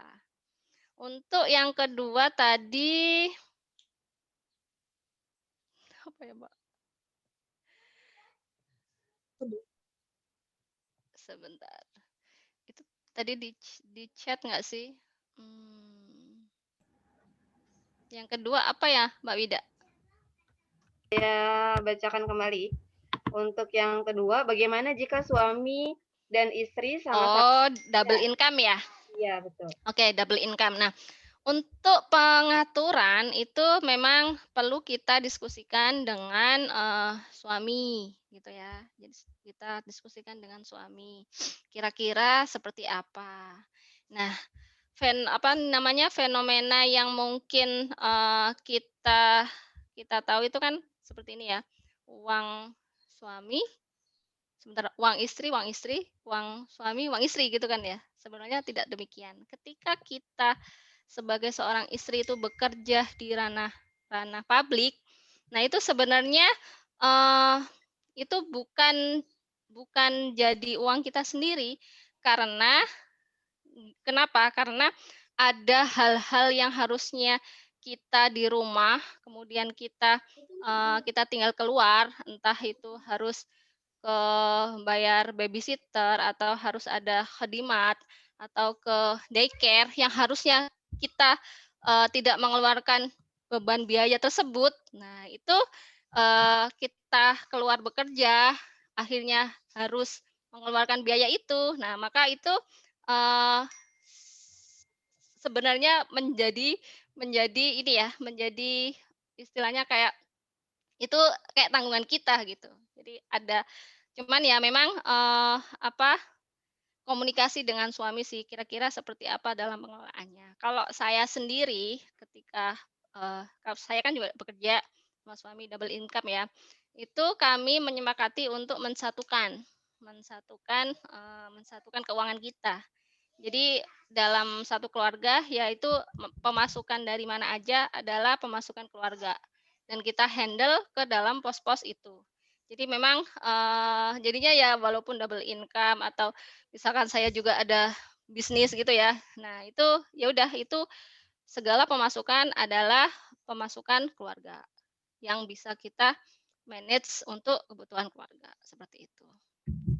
Tapi mungkin tidak sama ya dengan yang lainnya. Ada yang ya udah suami memberi uang ke istri kayak jatah gitu. Nah, itu juga monggo aja sesuai dengan kesepakatan keluarga. Diambil yang paling ahsan lah ya. Kira-kira yang Ya, cocok baik. ya. Dari Bu Leni Parlina tadi ada satu lagi, Mbak. Dan Ya. bagaimana dengan kondisi keuangan keluarga selama pandemi lagi menurun sekali, semisal suami tidak bekerja? Bisa ini enggak kita menambah penghasilan lain enggak ya? Biasanya kan kalau ibu-ibu itu kreatif banget ya. Kayak apa aja yang dibikin itu kayak bisa jadi uang gitu ya. Bikin kue, bikin kerajinan, bikin masker, atau misalkan justru sekarang itu online itu lagi booming-boomingnya. Jadi jualan apa sih, hand sanitizer. Jadi teman saya itu yang apa namanya, awalnya tuh iseng ya, hand sanitizer, ternyata bener-bener pemasukannya itu jadi sangat wow sekali gitu. Padahal awalnya ya iseng-iseng aja membantu suami untuk menambah penghasilan. Itulah kreatifnya kita gimana untuk support suami dengan hal-hal yang peluang sekarang ini. Karena memang di pandemi ini justru semakin banyak kebutuhan-kebutuhan yang dijual di online. Nah, itu kita bisa masuk untuk ke dalamnya, membuka pintu rezeki gitu, Mbak. Wah, Masya Allah. Kita dituntut harus kreatif ya, Mbak ya. Betul. Baik, pertanyaan berikutnya dari Tira, Tasikmalaya. Apakah setiap pos harus memiliki rekening? Oh, tidak. Tidak. Yang penting pencatatan. Kalau misalkan mau rapi ya, yang penting ada pencatatan. Mau satu rekening aja sebenarnya cukup gitu. Cuman kadangkala karena kita nggak rapi di pencatatan, ya jadinya ambiar juga ya.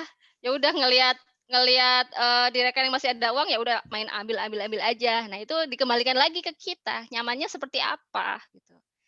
Atau kita bisa membagi juga ke bikin 2 akun gitu ya. Mungkin ini untuk operasional, ini yang satunya untuk pos yang lain. Nah, itu juga bisa. Jadi ya lagi-lagi kira-kira yang nyaman di kita apa sih gitu. Kalau males catat ya udah bikin pos-pos dompet itu tadi atau amplop. Nah, kalau mau ekstrim lagi itu teman saya sengaja bikin buku tabungan yang tidak ada ATM-nya dan tidak ada e-banking-nya. Jadi memang benar-benar nggak akan terambil itu saking dia ingin menyisihkan dan dia nggak ini ya. Kalau ada lihat m-banking itu kan gampang banget ya, dikit-dikit dikit-dikit online. Nah, itu sih disesuaikan aja. Cuman tidak harus ada beberapa akun. Yang penting pencatatan. Baik, harus dicatat. Karena sebenarnya pencatatan itu penting juga ya. Karena kan tiap tahun juga kita harus melihat kondisi nisab harta kita ya. Jadi kalau misalkan sudah catat nih, udah rapi gitu, enak banget. Oh, kira-kira tahun ini minimal kita harus mengelola zakat berapa sih? Nah, itu. Kalau enggak rapi kadang-kadang aduh masih gerubak-gerubuk ini ya, nyari mana datanya seperti itu sih. Tapi kalau sudah rapi, itu yang paling penting sebenarnya ya untuk tahu kira-kira harta kita ini sudah nisab atau belum untuk dikeluarkan zakatnya. Betul. Nah, itu yang paling penting ya, Mbak ya.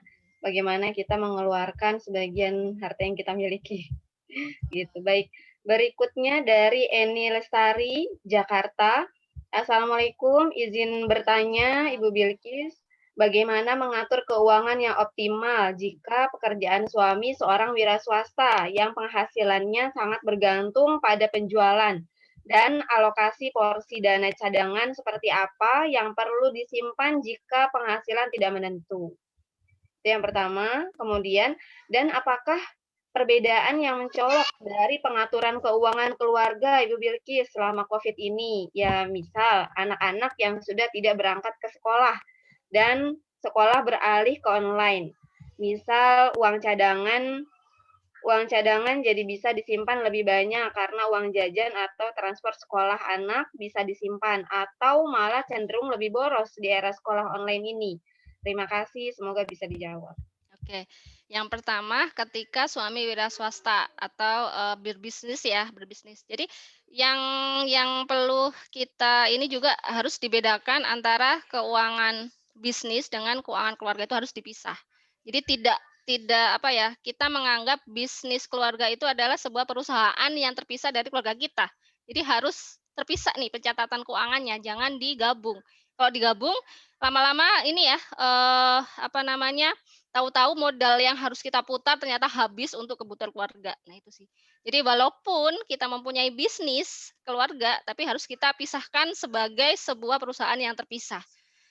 Nah, untuk apa namanya kayak kita menggaji gitu, kita menggaji diri kita dimasukkan ke ke keuangan keluarga seperti itu. Jadi modal di bisnis itu jangan sampai tergerus. Kita mengeluarkan kayak sebuah perusahaan ya, perusahaan membayar gaji itu bukan dengan mengambil modalnya, tapi mengambil keuntungannya. Keuntungannya itulah yang kita putar nih untuk menggaji karyawan, untuk menggaji karyawan. Jadi kita menggaji diri kita sendiri gitu. Jadi jangan sampai modal itu katutan dan nanti bisa habis. Maaf ya, ini ada si kecil ikutan nongol. Kemudian yang kedua, yang sangat mencolok perbedaan antara sebelum pandemi sama sesudah pandemi. Pastinya akan berbeda. Nah, tergantung sih sebenarnya. Kalau di saya sendiri, apa namanya, untuk anak-anak sekolah kan ada antar jemput ya, antar jemput. Nah, itu ketika sekolah di rumah, maka biaya antar jemput pastinya nggak ada. Nah, itu biaya itu justru bisa dimanfaatkan untuk yaitu kebutuhan internet atau kebutuhan listrik yang pastinya lebih mahal ya dibayarkan karena kita apa namanya memakai terus-terusan. Nah, seperti itu. Kalau di saya sendiri sih alhamdulillah masih tercover ya, Bu. Karena ya itu, ada kayak biaya uang jajan jadi nggak ada, kemudian biaya antar jemput juga jadi nggak ada, gitu. Nah, kemudian di Ramadan ini sebenarnya kalau kita jeli, itu sebenarnya justru di Ramadan kebutuhan sehari-hari harusnya itu lebih rendah. Karena kenapa? Misalkan kalau untuk yang ini ya, kita tidak ada kebutuhan makan pagi, kemudian tidak ada kebutuhan makan siang, gitu ya. Nah, adanya kan berarti kan buka sama sahur. Nah, buka sama sahur itu bisa jenis masakan yang sama. Jadi memang bisa sih sebenarnya kalau kita untuk menghandle-nya itu harusnya di Ramadan tidak malah lebih banyak, justru berkurang karena jatah makan kita itu juga berkurang, pengeluaran untuk makan gitu. Ya, siap. Pertanyaan berikutnya dari YT Dewi Depok. Assalamualaikum Bunda, saat Ramadan kan memang kebutuhan juga berkali lipat, terutama dalam hal zakat. Bagi yang biasa mengeluarkan zakat harta atau penghasilan disetahunkan, plus lagi mudik, biaya perjalanan, oleh-oleh, angpau, dan lain-lain. Bagi yang dapat THR memang ini bakal bantu banget. Kalau yang nggak stabil atau dapat pengurangan gaji, gimana Bun cara membudgetingnya? Jadi untuk kebutuhan-kebutuhan tahunan yang sudah kita perkirakan itu baiknya memang ditabung dari jauh-jauh hari. Dari jauh-jauh hari, bukan terus langsung kebutuhan bulan depan terus kita baru menyisihkan gitu ya. Jadi memang sebaiknya perkiraan itu ya dibagi selama 12 bulan biar tidak terasa berat. Kalau dibebankan di 1 bulan maka pastinya jauh lebih berat dan lebih melonjak naik gitu ya. Tapi ketika kita bagi-bagi dari Januari sampai Februari, anggap aja di Desember ya, kita lebaran gitu. Nah, kebutuhannya kita pecah-pecah, dibagi dari sejak awal, insya Allah akan lebih ringan gitu sih. Jadi apa namanya, breakdown to the child itu lebih bisa membuat ringan dibandingkan terus langsung satu gelondongan bareng. Nah itu. Jadi langsung meledak gitu. Balonnya langsung meledak gitu ya. Ya benar ya. Jadi kalau misalkan yang punya THR bisa mengcover itu. Tapi kalau yang tidak ada THR, nah ini yang kita harus waspadai. Cuman di THR pun jangan terus serta-merta kita juga over budget. Tetap ketika kita menerima THR ya tetap kita menyisihkan untuk ke tabungan, ke investasi. Jangan terus THR-nya langsung semuanya untuk kebutuhan Lebaran dan Ramadan. Tetap harus disisihkan sesuai pos-pos pengeluaran idealnya tadi. Ya, baik. Pertanyaan berikutnya dari Leni Ambarsari. Izin bertanya Mbak Bilkis, untuk porsi hutang tadi disebutkan kalau bisa tidak perlu berhutang. Tapi jika keluarga yang couple-planner dan terpaksa harus berhutang untuk kepentingan usaha, kira-kira berapa persen porsinya? Dan apa saja tipsnya ya Mbak? Oh ini ya, apa namanya, couple-planner ya. Kalau di dalam keluarga itu tidak boleh lebih dari 30% dari pemasukan. Cuman karena ini kondisinya case bisnis, berarti kan terpisah ya. Terpisah dari keuangan keluarga, harus dibedakan. Nah, di keuangan bisnis ini kita juga harus bikin pos-pos. Jadi pos apa namanya, istilahnya modal yang harus terus kita putar, kemudian operasional, entah itu kebutuhan listrik, bayar gaji dan lain sebagainya. Kemudian ada apa lagi ya kalau bisnis itu ya? Yaitu ada hutang. Nah, itu proporsinya di bisnis beda dibandingkan dengan proporsi di keluarga. Karena kalau keluarga kan lebih detail ya, lebih banyak ya. Cuman memang harus kita perhatikan adalah rasio. Jadi total hutang terhadap aset itu kita harus perhatikan tidak lebih besar dari 50%. Aset ya. Jadi bukan pemasukan ya, tapi aset. Mungkin sebuah bangunan atau sebuah kendaraan itu kan juga jadi aset ya. Kemudian barang-barang stok, nah itu kan juga sebuah aset. Nah, itu kita hitung dan kita sesuaikan dengan hutang, tidak boleh lebih besar dari 50% rasionya.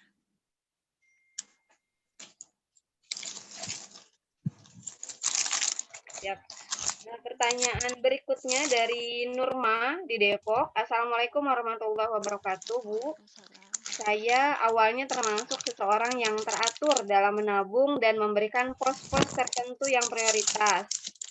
Namun, kondisi pandemi ini mengubah keadaan dan akhirnya ada pos yang lain di luar keluarga inti yang harus dibantu, sehingga mengganggu stabilitas keuangan, pengeluaran, dan tabungan.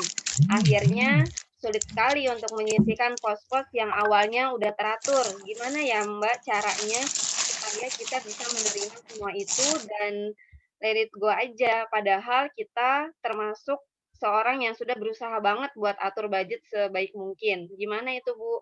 Sudah teratur, ada hal yang harus dikeluarkan secara tidak terprediksi.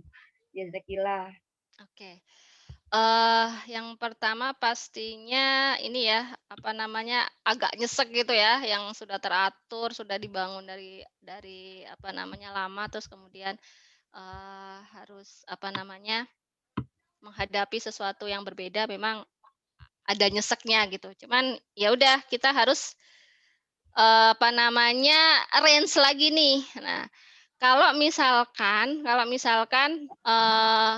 pos baru ini itu akhirnya jadi sebuah pengeluaran rutin, maka itu harus masukkan aja ke pengeluaran rutin. Misalkan nih membantu saudara, kalau dulu mungkin sesekali, itu kalau sesekali ya bisa masuk ke pos sosial lah ya, sedekah gitu kan. Tapi kalau terus kita harus tiap bulan ada support ke keluarga, maka masukkan ke kebutuhan rutin kita. Itu masuk ke dalam pos rutin kita. Jadi apa namanya, kita arrange ulang. Yang sosial jadinya masuk ke rutin, dan itu kita sesuaikan lagi prosentasenya. Mungkin yang awalnya dulu kita bisa saving sampai 10%, mungkin karena sekarang kebutuhannya membengkak bisa hanya 5%, nggak masalah, fleksibel kok sebenarnya.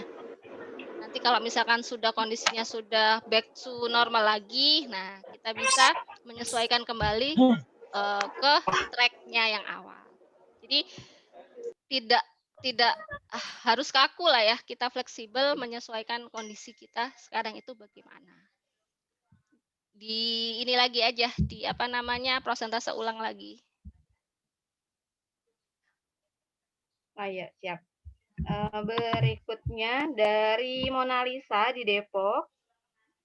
Oh iya, ini mohon maaf Ibu-ibu, ini pertanyaan terakhir yang dibacakan via Zoom. Insya Allah untuk pertanyaan lainnya akan direspon via chat ya, Mbak Bilkis ya, Boleh. di WA Group. Ya. Dari Mona Lisa di Depok, Bu, saya mau bertanya bagaimana caranya bisa disiplin melakukan pengeluaran sesuai rencana.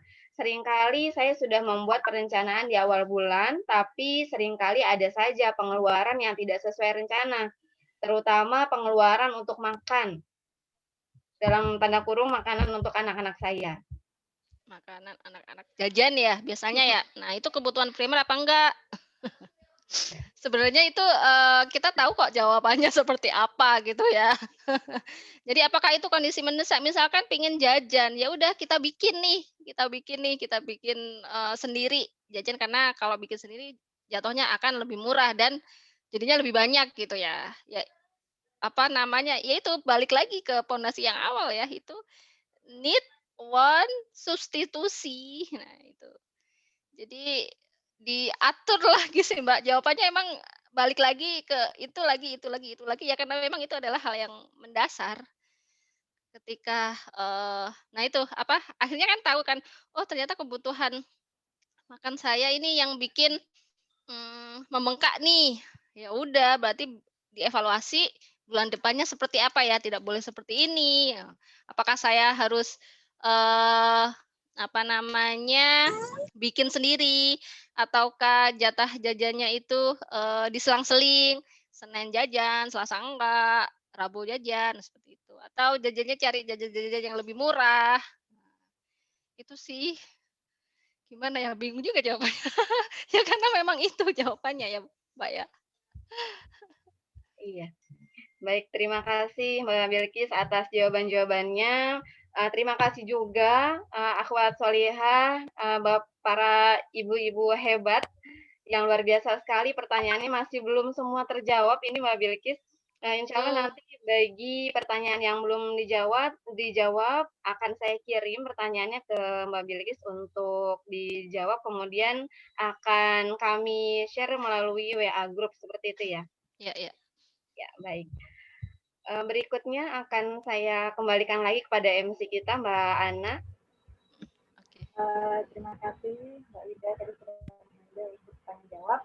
Selanjutnya kita masuk ke acara berikutnya, yaitu pembagian dosen. Pembagian dosen ini akan dipimpin oleh teman rekan kami, Mbak Febri. Kepada Mbak Febri yang persilahkan.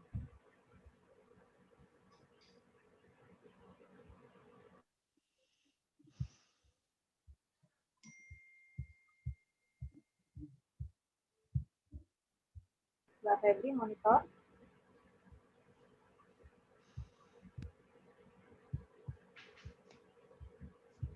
Ya, Mbak Febri.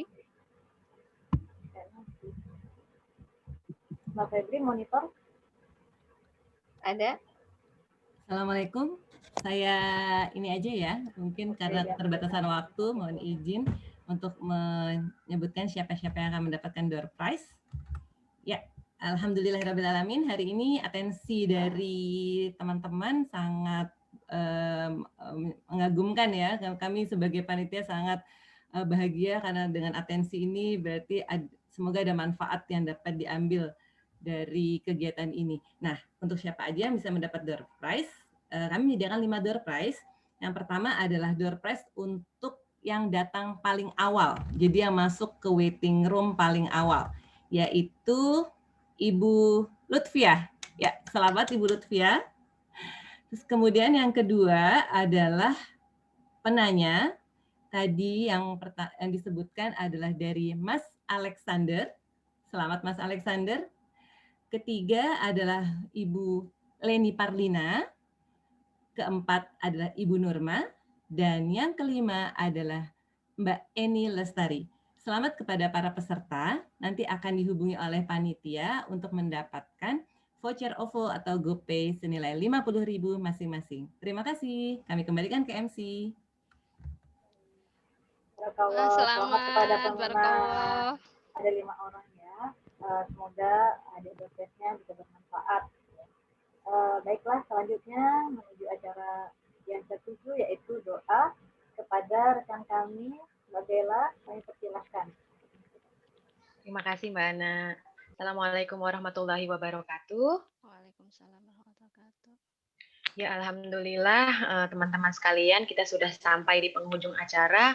Maka mari kita mengangkat kedua tangan kita, bermunajat kepada Allah agar acara hari ini dapat memberikan manfaat yang besar bagi kita semua.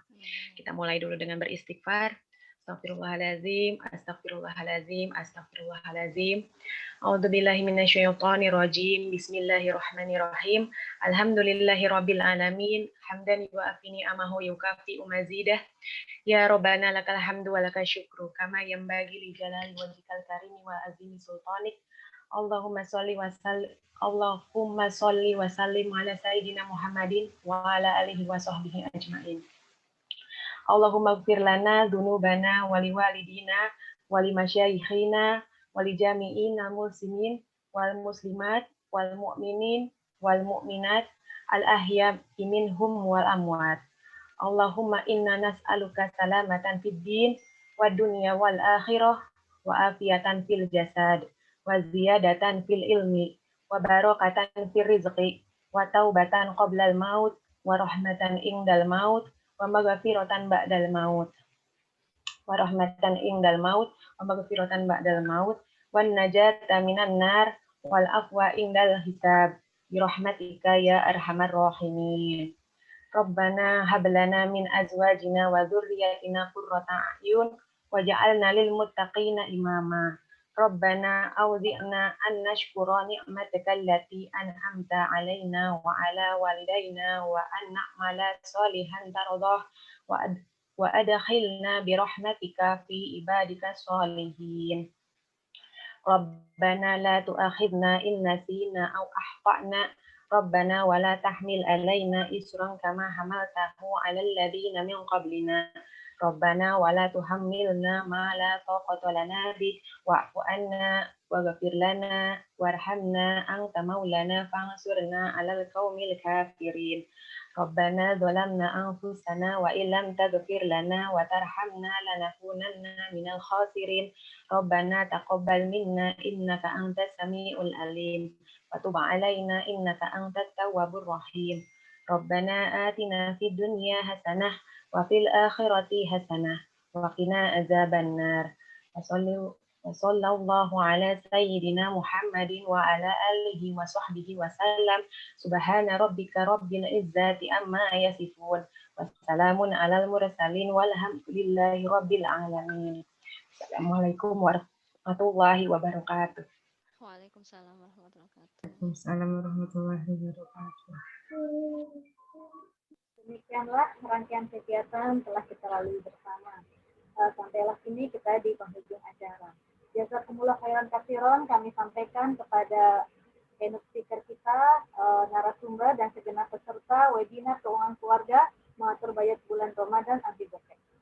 Saya selaku pembawa acara mewakili teman-teman panitia, mohon maaf apabila ada salah, ada khilaf yang disengaja ataupun tidak, terjadi kendala teknis ataupun yang lain hal, kami mohon dibukakan pintu maaf yang seluas-luasnya.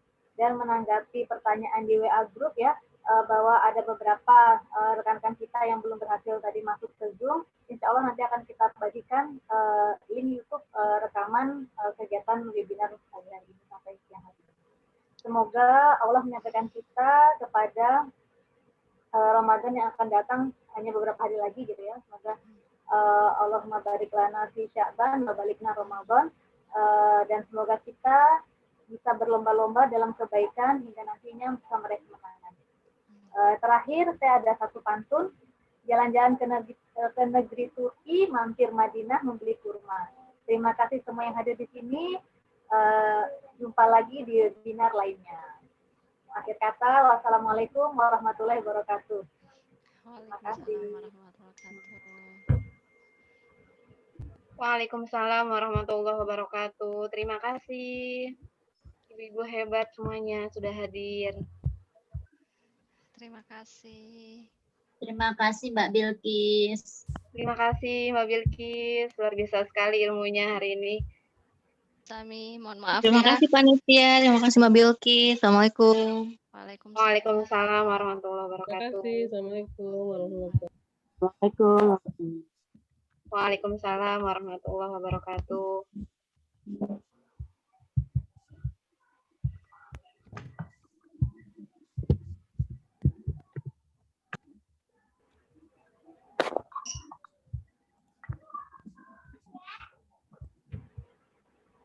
We pray that the Lord will give us the reward.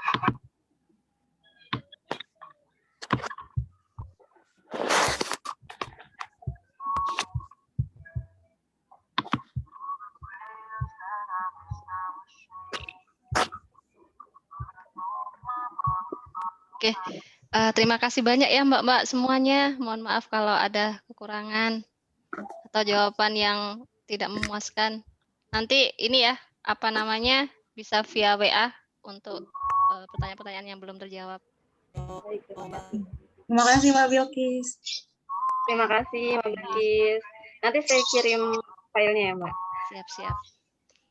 Saya izin undur diri ya. Ya. Assalamualaikum. Waalaikumsalam. Selamat semuanya. Terima kasih Mbak Bilkis.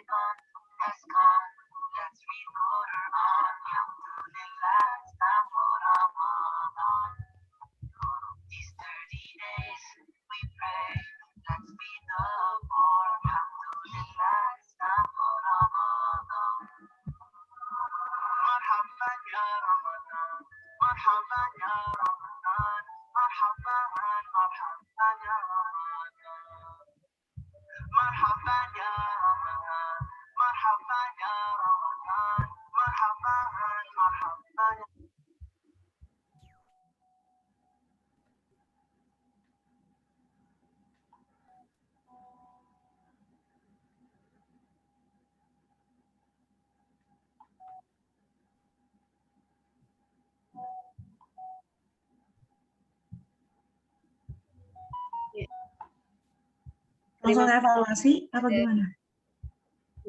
Kepada ibu-ibu peserta webinar, dipersilahkan untuk meninggalkan Zoom. kita end dulu ya. Kita nanti masuk ke Zoom yang lain. Ya, baik Mbak. Iya.